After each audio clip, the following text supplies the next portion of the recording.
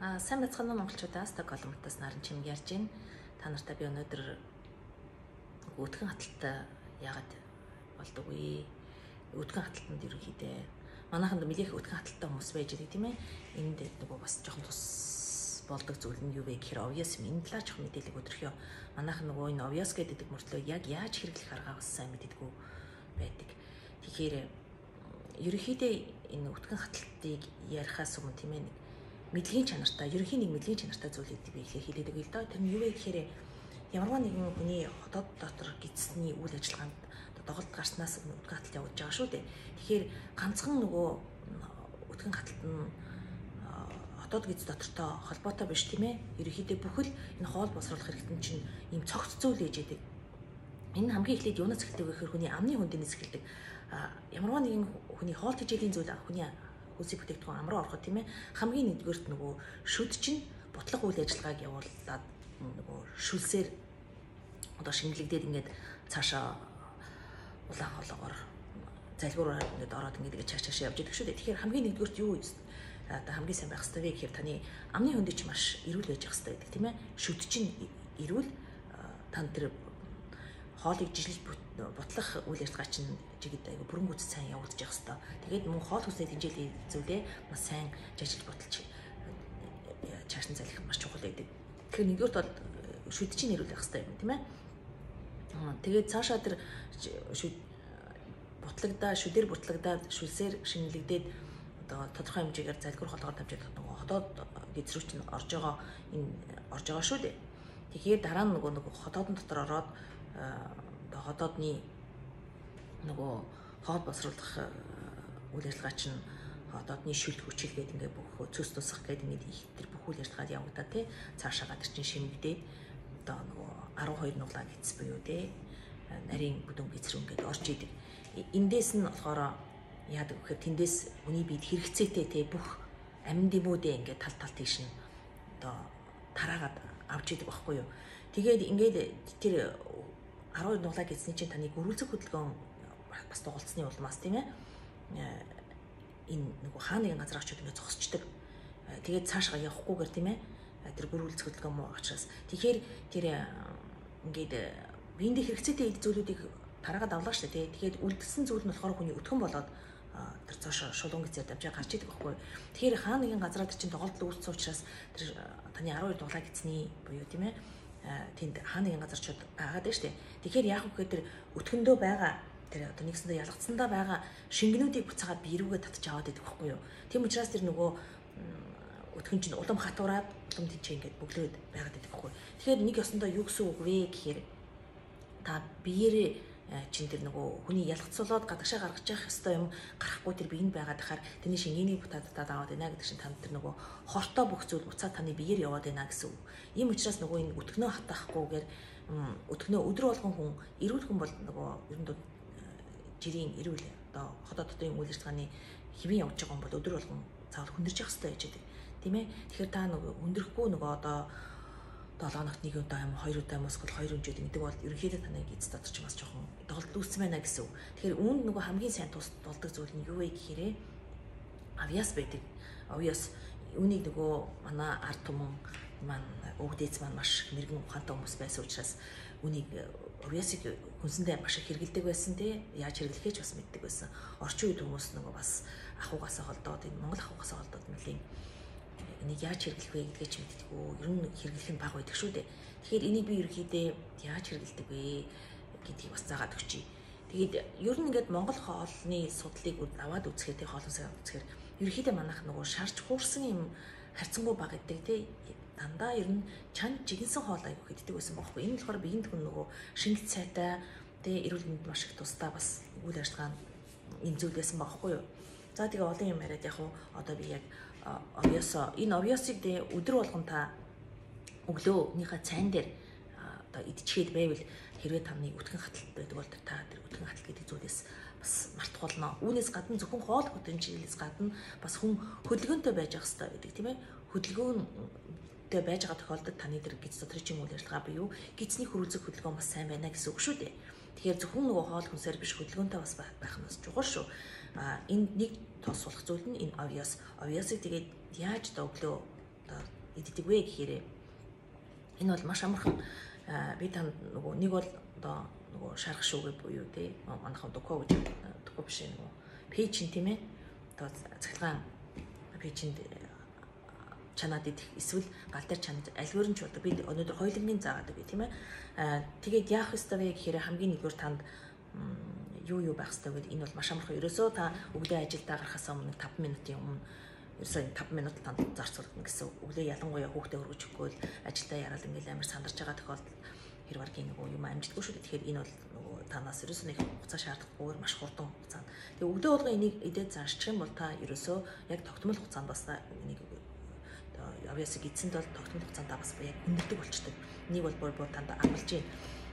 За тэгээд одоо олон талын амиараад яг би танд яаж нөгөө эргэлдэг вэ гэдгээ заагаад өгье дөө. За одоо тэгээд танд нэг юм аяг байж хэрэгтэй тийм ээ. Танд бас нөгөө юм хэмжигдэхүүний энэ нөгөө 100 г-ийн дэлгүүр болгон байж энэс тэгээд обвиous хасаагүй байж байгаа тийм ээ. Үүн дээр бас нэг нэмээд хэлчих зүйл нь болохоор шивэдэд байгаа болохоор ийм ногоон төлхөрний зураг байгаа. Энэ болохоор нөгөө чанарын тэмдэг гэсэн чанарын ч гэж дээ. Ер нь бол нөгөө байгалийн гаралтай бүтээгдэхүүнийг одоо илтгэж байгаа юм. Тийм ээ. Тэгээ одоо өнөөдөр хэрэглэж байгаа над энэ маш олон төрлийн байдаг л да.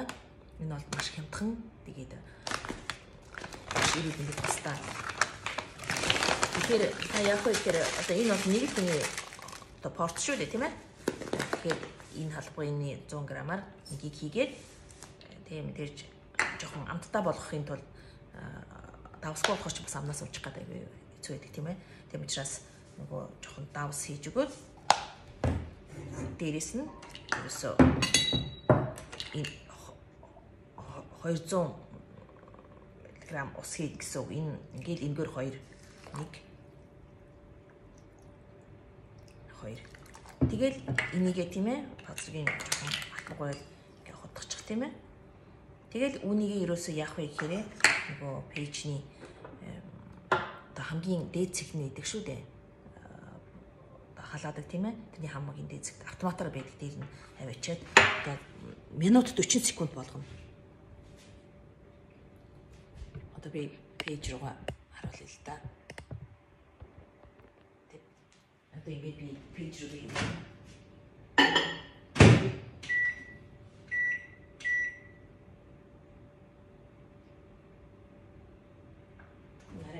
Минут 40 секунд харагдаж байна уу тийм ээ? Минут 40 секунд болгоод тэгээд бичиж. За энэ хоорондоо яах вэ гэхээр би бас энэ бол зөвхөн нөгөө пэйжийн дотор хийгээл чих штеп.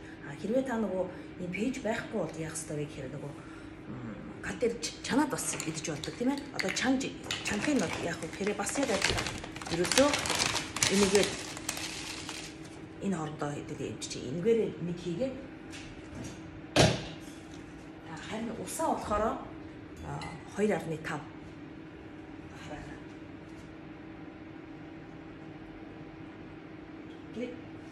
нэг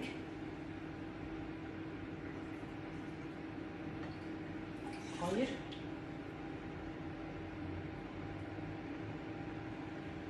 ингээ хоёр хагас ингээ хийжээ давс хий.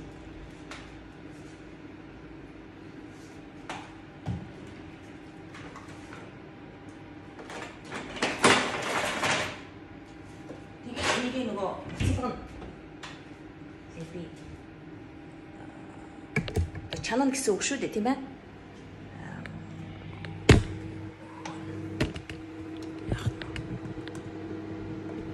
Ингээд чанчин гэсэн үг.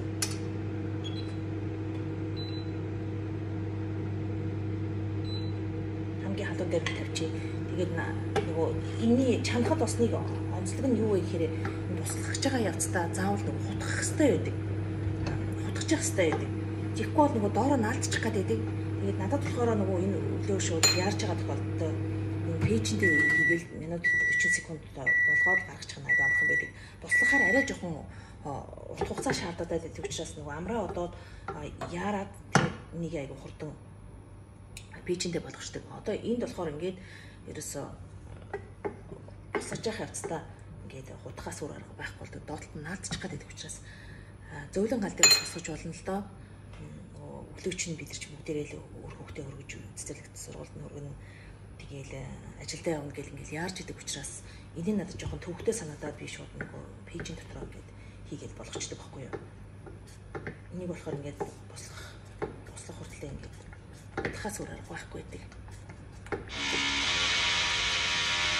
За тэгээд юу дуурайд байна.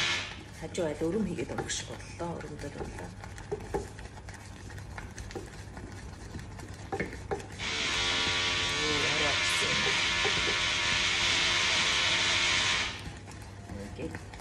За одоо ингэж ерөнхийдөө болчихлоо гэсэн үг. Гэхдээ нэг их удахгүй байгаас дээр нь буслахад ч гэсэн тийм ингэж нэг жоохон өтгөн зугаалцсан болтол л доо.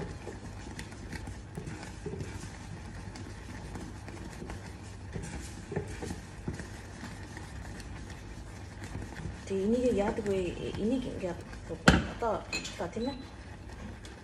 Нөгөө пэйжинд болсон байгаа маань болохоор халуун байна. Пэйжинд хийсэн маань болохоор ийм болчихжээ. Нэг эндээс авахгүй. За ингээд болчихлоо тийм ээ. Одоо хоёлаа найлуулан болчихлоо. Нөгөө пэйжинд хийсэн маань болохоор ийм байна тийм ээ. Ингээд ийм өтгөн юм зурлцсан ийм зүйл болчихдог. Тэгэхээр би энэ дээр яадаг вэ гэхээр өглөө нөгөө энэ дээрээ хүний бид чинь бас сүү маш хэрэгцээтэй. Тэгээ ялангуяа ингээл ер нь бол 30-аас дээш нас гараад ирэхээр ер нь далдуураа тийм ээ хүнд нөгөө ясны сэргэлжилт явагдаж идэг шүү дээ. Тэгэхээр тийм ясны сэргэлжилт явагдуулахгүй дээр үеийн маань хүмүүс маш их яс сайтай байсны бас нэг учир нөгөө сүү цагаагаа эдэг айгуу сайн хэрэгэлдэг байсных нэг шинж баг. Тэгэхээр энэ дээр би яад өгөхөр ингээд одоо сүү тусаагаа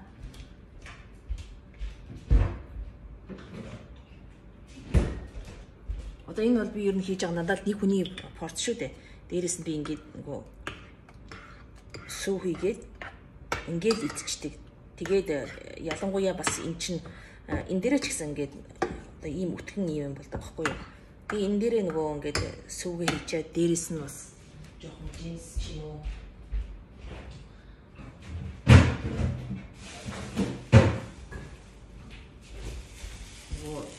жимс юм уу үзэм те ялангуяа хүүхдтэй та өглөө ингээд өвөө сургачвал хүүхд ч гэсэн бас ерөөсөө маш их дуртай байдаг. Дээрээс нь би хүүхдтэй охиндоо болохоор ингээд дээр нь өглөө болгоно нэрс ч юм уу те би нэрсийг бол аюу хэрэгэлдэг л дээ. Нэрс ч юм уу эсвэл бол үзэм те хүүхдийн хайл дуртай амиг ингээд хийгээд ингээд өгчхөр хүүхд маш их дуртай идчихдэг. Тэгээд энэ ялангуяа бас өтгөн хаталтаас гадна манайханд нөгөө жингээ барьж байгаа тийм ээ. Одоо жингээ гэсэхгүй ер нь таргалтаас жоохон сэргийлсэн ч юм уу тийм ээ. Ер нь энэ бол нөгөө жин барьж байгаа хүмүүсээс энэ авьяасаас маш их чухал байдаг. За тэгээд нөгөө та нартаа энэ жоохон ч гэсэн тус болох байх гэж найдаа тийм ээ. Найдаж ч юу ах вэ? Ер нь бол энэ маш их айгу бүр эрүүл мэндэд таны ходоо дотор 12 нуглаа гэж чинь тийм ээ. Гүрэлцгөлгөн чи маш их сайн нөлөө үзүүл та туршаад үзээрэй. Өглөө болгон яг цайн дээр энийг хийгээд идээд үз тийм ээ. Ингээд та ер нь өдөр болгон тогтмол хугацаанд бараг ер нь тогтмол цагт тэр хүндэрдэг болчдөг. Тэгээд үүнээс гаднаас хөдөлгөөн бас шаардлагатай шүү. За тэгээд эрүүл бие цар болох онгошно гэдгийг та нартай амжилт хүсье. За баяр та.